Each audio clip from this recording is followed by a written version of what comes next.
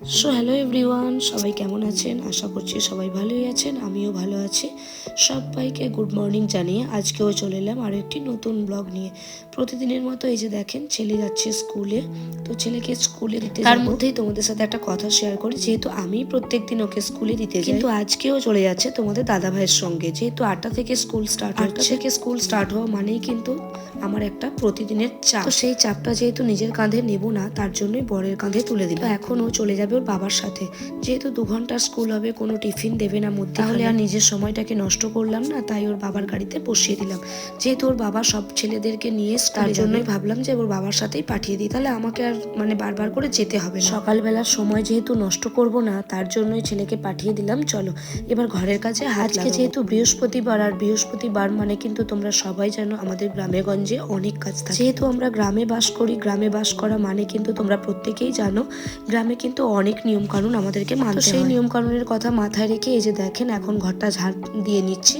তো এটা কিন্তু আমরা প্রত্যেক দিনই ঘর ঝাড়ু দেওয়া, ঘর মোছা, আরো যা যা বাসি কাজকর্ম থাকে, এগুলোকে কিন্তু আমরা প্রত্যেকে গ্রামের দিকে বাসি কাজকর্ম বলে থাকি। এখন বাড়িটা ঝাড়ু দিয়ে নিয়েছি, পুরো বাড়িটাই ঝাড়ু দেওয়া হয়ে গেছে, এখন বাইরেটা দিয়ে নিচ্ছি।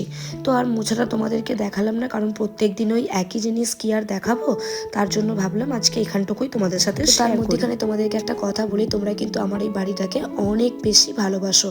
তো এটা আমার সব থেকে বেশি ভালো লাগে, তোমাদের এই কমেন্টগুলো। তো অনেকেই কমেন্টের মধ্যে আমাকে ফেসবুকে জানিয়েছো যে আমার এই বাড়িটা নাকি অনেক সুন্দর। তো এখনো পুরো বাড়িটাকে সেরকম ভাবে গুছিয়ে উঠতে পারিনি, গুছিয়ে উঠলে তোমাদের সাথে শেয়ার করব।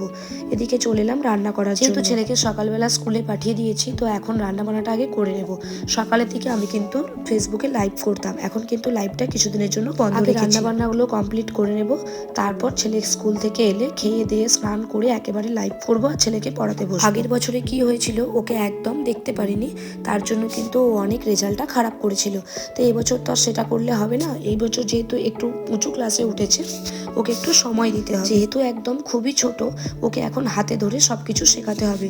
তো এদিকে রান্নার জন্য কেটে নিয়েছিলাম, দেখো বেসন করব, তার জন্য বাঁধাকপি, পেঁয়াজ, আর একটু আগেই তোমাদেরকে দেখালাম কড়াই আমি বসিয়ে দিয়েছি চচ্চড়ি করব, একটুখানি সবজি।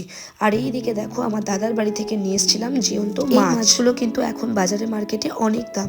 এখানে রয়েছে শোল মাছ, ল্যাঠা মাছ, মাগুর মাছ, অনেক মাছ রয়েছে। তো আজকে ল্যাঠা মাছগুলোই বিগত রান্না করব। চলো এটাকে এখন বাইরে নিয়ে যাই। এই মাছগুলোর কিন্তু অনেক টেস্ট, খেতেও কিন্তু অনেক সুস্বাদু হয়। যেহেতু ছোট মাছ ছেলেরা খেতে পারে না, তো যদি তোমাদের দাদাভাই ডিম নিয়ে আসে তাহলে ওদের জন্য ডিম করে দেবো। কিন্তু এই মাছের ভিটামিন কিন্তু অনেক। আমি কিন্তু সবসময় চেষ্টা করি ওদেরকে এই মাছগুলোই খাওয়ানোর, কারণ এই মাছের মধ্যে যে ভিটামিনটা রয়েছে সেটা কিন্তু বড় মাছে পাওয়া যায় না। চলো এখন মাছগুলোকে আমি এক এক করে তুলে নেব।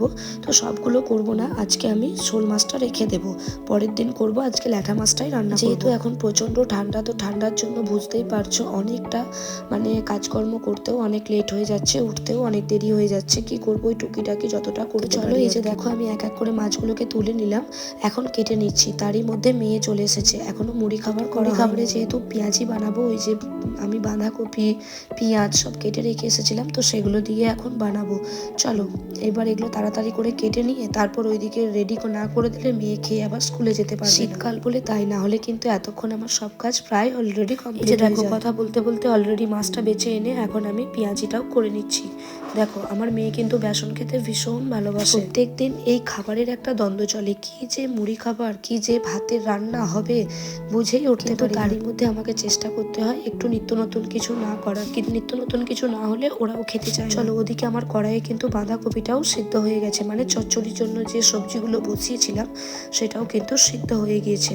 এদিকে মাছটাও ভাজতে হবে। চলো বেসনটা হয়ে গিয়েছে, দেখলাম বেসনটা একটু কাঁচা রয়েছে, তার মধ্যে আবার আমি দিয়ে দিলাম কড়াই। তাড়াহুড়ো করে একা হাতে কাজ করতে হয়, তো বুঝতেই পারছো একা হাতে করতে গেলে অনেকটা সময়ও লাগে, কিন্তু এদিক ওদিক না করলেও হয়ে ওঠে না, পেরেও যাই হোক। চলো এদিকে আমি এটা করতে থাকি, ওদিকে মেয়ে খেয়ে স্কুলে চলে গেল, আর আমি এদিকে রান্না বান্না কমপ্লিট করে এখন চলে এলাম। জলগুলো যদি না ভরে রাখি না হলে কিন্তু পরে আর জল পাই না, খুব প্রবলেম হয়। আর এই অ্যাকোয়াগার্ডে আমাদের বেশি কিন্তু জল ধরে না, 6 লিটারের ট্যাঙ্ক, তাহলে বুঝতেই পারছো তো অল্প অল্প করে জল ধরলে কি হয়, খুব তাড়াতাড়ি খালি হয়ে যায়। তার জন্যই কিন্তু আমি এই সব বোতলগুলোতে এখন জল ভরে নেব।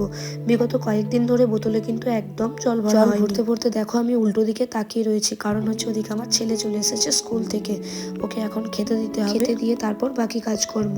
তো তাহলে চলো বাকি কাজকর্মগুলো এক এক করে সেরে ফেলি। গুড ইভিনিং সবাইকে। তো এখন যেহেতু সন্ধ্যা হয়ে গেছে, সবাইকে শুভ সন্ধ্যায় জানালাম। সারাদিনের মোটামুটি টুকিটাকি কাজকর্ম যা করেছি সবটুকুই তোমাদের সামনে তুলে ধরার চেষ্টা করেছি। তো এখন এই যে বসেছি, এই যে একটুখানি মুড়ি আর একটুখানি পেঁয়াজি নিয়ে, তো এটা এখন খাবো। তারপরে হচ্ছে সন্ধ্যেবেলা যেহেতু আমি লাইভ করি, আর এই যে একটু চা নিয়েছি, লাল চা।